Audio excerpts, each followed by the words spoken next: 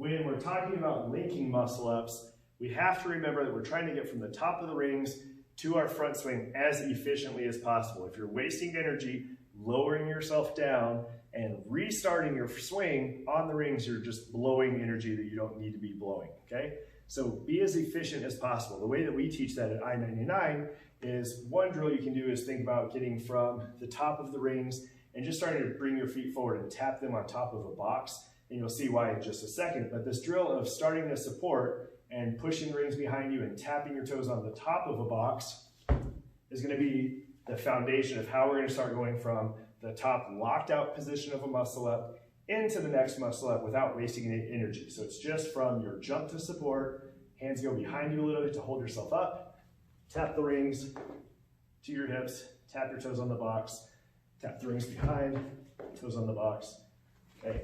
Because all we're trying to do is get from the top of the rings to our front swing shape as efficiently as we can. So the way to think about this is our front swing is just this long, extended hollow position, okay? Ideally, when I'm on the rings, my ears are covered, my swing is going forward, and this is where my hollow position is before I swing back to my arch and then do the next muscle up. I have to get to that swing from on top of the rings as efficiently as I can without bottoming out, without wasting energy.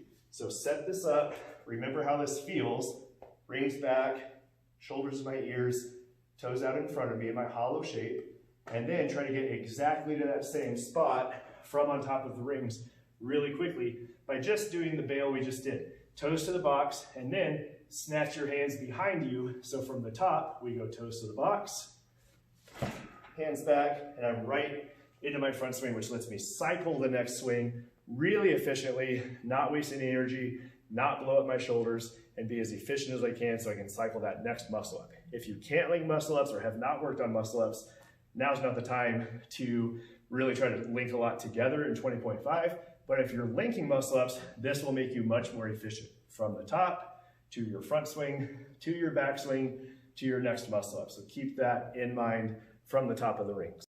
As far as getting up on the rings goes, the big thing we want to prioritize is trying to apply the principles that we teach at I-99 to whatever style of muscle up you already have. Hopefully, if you've been training with us, you have the I-99 style dynamic muscle up, which is hands down the most efficient way to do a lot of muscle ups. 40 is a lot of muscle ups no matter what style you're doing, but the I-99 dynamic muscle up is the most efficient way we can link those together or do high volume muscle ups. If you're still doing the traditional CrossFit style or fitness style muscle up, where you're starting in a false grip and doing that really small swing in the false grip and yanking the rings to your hips, that's all well and good. You're going to tire out really fast.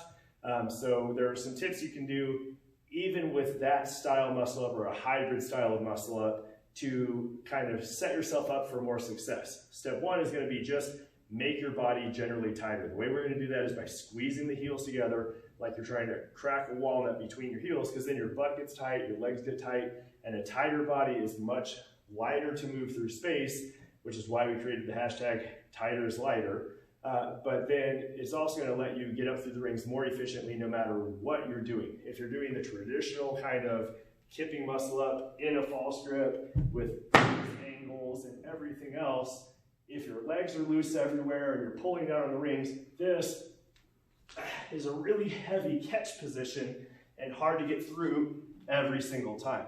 Even just doing everything the same that I just did, but squeezing my heels together really, really tight and squeezing my legs really, really hard, that same style of muscle up gets probably 30 or 40% easier just from being tighter from the waist down. Heels together, butt tight.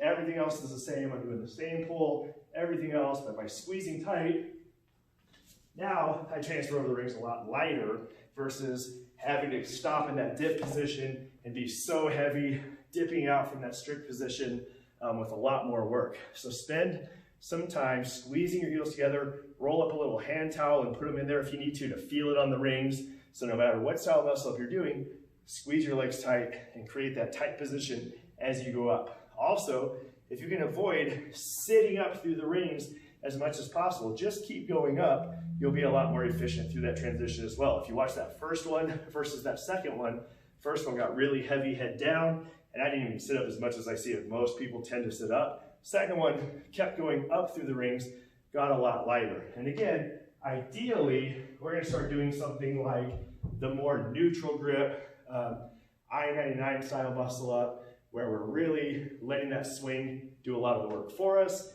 where we're really pushing the rings back in a lot more of an overhead row versus just pulling the rings to the hips.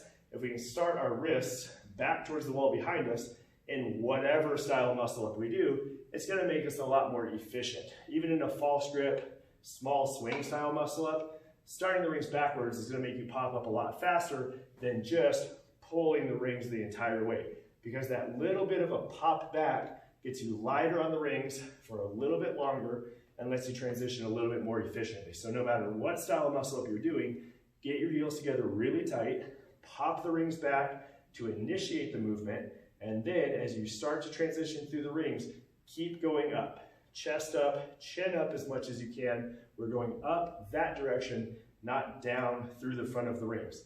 If we can get to the more traditional I-99 style, if you've been training it the way that we teach it, that's what we want to see. But if you're not there yet, 20.5 isn't where you're going to learn it. Get some time with us. But ideally, we want to have this nice long balanced swing where I'm able to breathe. I'm able to start cycling my muscle ups through this pretty relaxed shape and start using this positioning a little bit more to now get the rings back overhead, stop my feet, make that nice tight body wave up through the top. So then as I start to come back down, I can get right back into the bale toes of the box, cycle, take my next swing, and that's where the muscle up happens, where I can take that nice big breath in the backswing when my feet are behind me, open my chest up, big breath, stay nice and controlled through my swing, and just take a very small breath on top of the rings, big breath on the backswing, small breath on top, big breath on the backswing. As soon as I get tired, leave a couple in the tank, get down off the rings, get to the next work you want to get done. All right, let's talk 20.5 strategy. I think what I've settled on here is using the rower primarily as a recovery tool for the wall balls and for the muscle ups. If you're very strong at wall balls, if you're one of those people, by all means, use the wall balls as recovery. If you're very strong at muscle ups, they're still probably not going to be a recovery station. So I think have just a loose idea of how many muscle ups you want to do at a time, have a loose idea of how many wall balls you want to do at a time, and I would probably strategize using that rower, that 80 cals, to just kind of eat up some rest periods so you're at least getting some stuff done while you're recovering a little bit. I think the worst strategy is to try to either work through this as a chipper or really try to just finish each thing in whatever order, because you're going to end up standing around doing nothing. The worst thing you can do on this workout is be standing there staring at the rings unless you are done with every single other thing and just need to finish up the ring muscle ups.